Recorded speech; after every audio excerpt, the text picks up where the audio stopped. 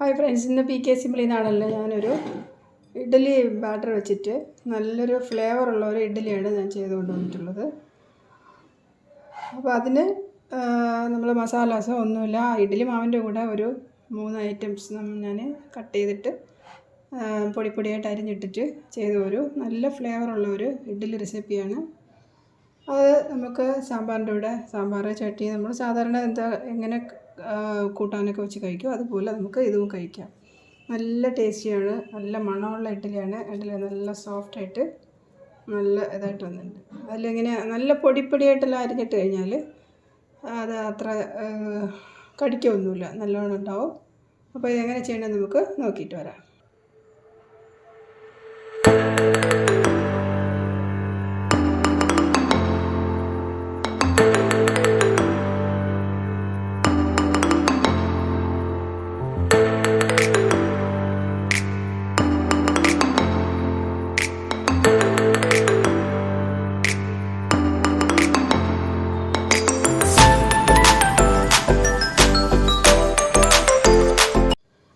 Hi friends, ഇന്ന് പൈക്ക് simply നാടനിൽ ഞാനൊരു nostalgic ഒരു റെസിപ്പിയാണ് കൊണ്ടുവന്നിട്ടുള്ളത്. കുറച്ച് ഇല ഞാൻ വാട്ടി വെളിച്ചെണ്ണ പുരട്ടി വെച്ചിട്ടുണ്ട്. ഒരു പീസ് ഇഞ്ചി, എരിവിനനുസരിച്ച് ഞാൻ 2 മുളക് എടുത്തിട്ടുണ്ട്. പിന്നെ കുറച്ച് കറിവേപ്പില. ഇപ്പോൾ ചിലർക്കെങ്കിലും മനസ്സിലായിട്ടുണ്ടാവും, നമുക്കിവിടെ മാവുണ്ട്. ഇത് ഇഡ്ഡലി മാവ്, ഇഡ്ഡലി ദോശ എന്താണ് ചെയ്യാം. അപ്പോൾ ഞാൻ ഇത് ഇഡ്ഡലിക്കുള്ള മാവാണ് എടുത്തിട്ടുള്ളത്. ഇനി നമുക്ക് നൊസ്റ്റാൾജിക് റെസിപ്പി ചെയ്യാൻ വേണ്ടിയിട്ട് ഈ ഇഞ്ചി നല്ലോണം നല്ല പൊടിയായിട്ട് അരിഞ്ഞെടുത്തിട്ട് വേണം. അത് 3 നല്ല പൊടിയായിട്ട് അരിഞ്ഞെടുത്തിട്ട് വരാം. അപ്പോൾ ഞാൻ ഇഞ്ചി, കറിവേപ്പില, പച്ചമുളക് 3 നല്ല പൊടിയായിട്ട് അരിഞ്ഞിട്ടുണ്ട്. ഇഞ്ചി ഇത്രയും വലിയ പീസ് നമുക്ക് ആവശ്യമില്ല, ഇഞ്ചി കുറച്ചിട്ടാൽ മതി. ഞാൻ എന്താ ചെയ്യുന്നത് വെച്ചാൽ കറിവേപ്പിലയും ഇഞ്ചിയും പച്ചമുളകും ഇട്ടിട്ടുള്ള ഒരു ഇഡ്ഡലിയാണ് ചെയ്യാൻ പോകുന്നത്. അല്ല, ഇത്രയും ഇഞ്ചിയുടെ ആവശ്യമുള്ളൂ. ഇപ്പോൾ 2-3 കിലോ മാവൊക്കെ ആണെങ്കിൽ ഇത്രയും ഇഞ്ചി ഇടാം. ഇഞ്ചി കുറച്ചൊന്ന് അതിൻ്റെ നെടി വരും, അത് കുറച്ച് മതി. മണത്തിന് വേണ്ടിയിട്ടാണ്, അധികം കടിച്ച് എരിവ് ആവശ്യമില്ല, മണത്തിന് വേണ്ടിയിട്ട്. അപ്പോൾ നമുക്ക് ഇതെല്ലാം കൂടെ ഈ മാവിലേക്കിട്ട്, ഇപ്പോൾ നമ്മുടെ കയ്യിൽ ഇഡ്ഡലി മാവ് ഉണ്ടാവുമല്ലോ, അപ്പോൾ ഇങ്ങനെ ഒരു റെസിപ്പി ചെയ്ത് നോക്കും, നന്നായിട്ടുണ്ടാവും, നല്ല ടേസ്റ്റാണ്. അത് ഇലയിൽ നമ്മൾ ഒഴിച്ച് വേവിക്കുമ്പോൾ ഇലയിലോ സാധാരണ ഇത്രയൊക്കെ ഇട്ടിട്ട് പണ്ടത്തെ കാലത്ത് എപ്പോഴും ഇഡ്ഡലി ചെയ്യുമ്പോൾ ഇങ്ങനെയൊക്കെ ചെയ്യുള്ളൂ. എൻ്റെ അമ്മയൊക്കെ ഇങ്ങനെയൊക്കെ ചെയ്ത് തന്നിട്ടുള്ളത്. ഇപ്പോഴൊക്കെ പിന്നെ ഇതൊന്നും ഇടാനൊന്നും സമയമില്ലല്ലോ, എല്ലാം ഇൻസ്റ്റൻ്റായിട്ട് കിട്ടിയാൽ അത്രയും നല്ലതെന്ന് പറഞ്ഞ് ഓടി നടക്കില്ല ആൾക്കാർ.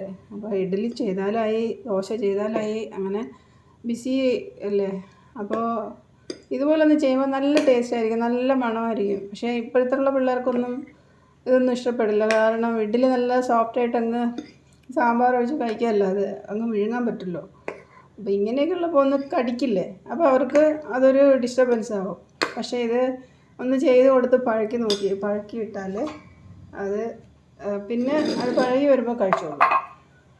അപ്പോൾ ഞാൻ ഇലയിൽ വെളിച്ചെണ്ണയെല്ലാം തേച്ച് കൊണ്ടുവച്ചിട്ടുണ്ട്. ഇനി നമുക്കിത് ഓരോന്നായിട്ട് ഒഴിച്ചെടുക്കാം. അത് ഒഴിക്കുന്ന നേരം കൊണ്ട് നമുക്ക് ഇത് ഇഡ്ഡലി കുക്കർ അടുപ്പത്ത് വെച്ച് കുറച്ച് വെള്ളം ഒഴിച്ച് ഒന്ന് തിളപ്പിച്ച് വയ്ക്കാം.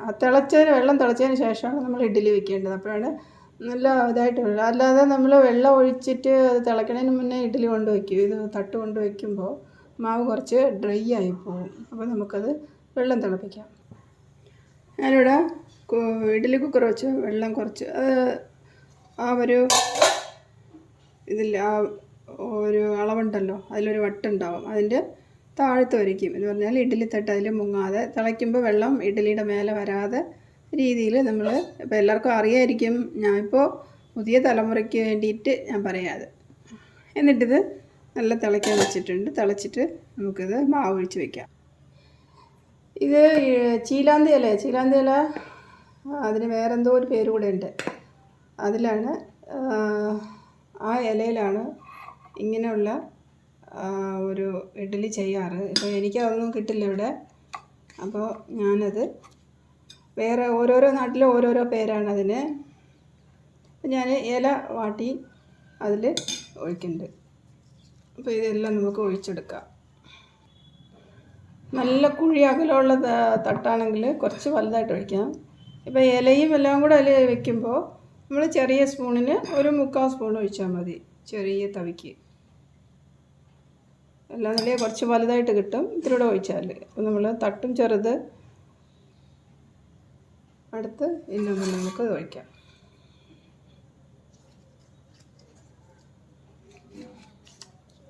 നമ്മളിപ്പോൾ ഇഡ്ഡലി തട്ടിൽ നമ്മൾ എണ്ണ തേച്ച് അങ്ങ് ഒഴിക്കാറില്ലേ പതിവ്. ഇതൊരു വെറൈറ്റി ആയിട്ട് നല്ല മണമായിരിക്കും. നമ്മൾ ഇല യൂസ് ചെയ്യുമ്പോൾ ഇല ഉണ്ടെങ്കിൽ അത് യൂസ് ചെയ്ത് നമ്മൾ മീൻ പൊരിക്കുകയോ ഇതുപോലെ ഇഡ്ഡലി ചെയ്യുകയോ ഒക്കെ ചെയ്യുമ്പോൾ പഴയ കാലത്തുള്ള ആ നൊസ്റ്റാൾജിക് അനുഭവം നമുക്ക് വരും. നല്ല ഹെൽത്തിയാണ്. ഒരു 2-3 പ്രാവശ്യമൊക്കെ ചെയ്ത് കൊടുക്കുമ്പോൾ പിള്ളേർ പിന്നെ പിന്നെ ചോദിച്ചോളൂ. ഇത് നമുക്ക് തിളച്ച വെള്ളത്തിലേക്ക് വയ്ക്കാം. ഇപ്പോൾ ഇവിടെ വെള്ളം തിളച്ച് കഴിഞ്ഞ് നമുക്ക് ഇഡ്ഡലി ബാറ്റർ ഓരോന്നോരോന്നായിട്ട് വയ്ക്കാം.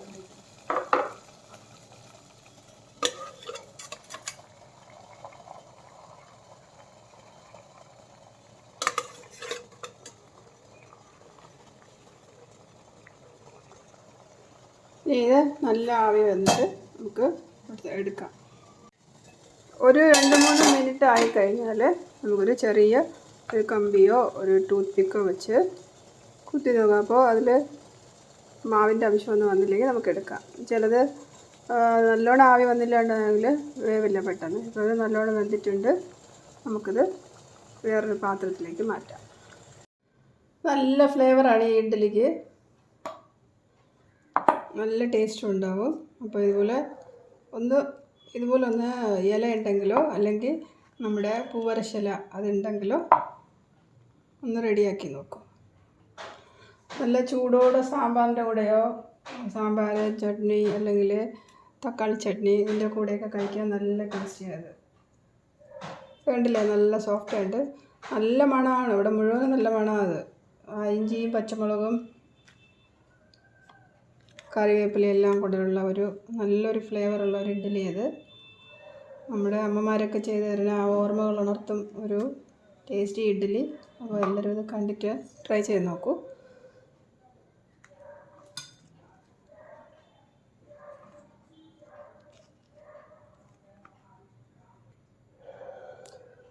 അപ്പോൾ ഇതുപോലുള്ള നല്ല നല്ല റെസിപ്പീസ് അടുത്ത് കൊണ്ടുവരുന്നവരേക്കും ബൈ.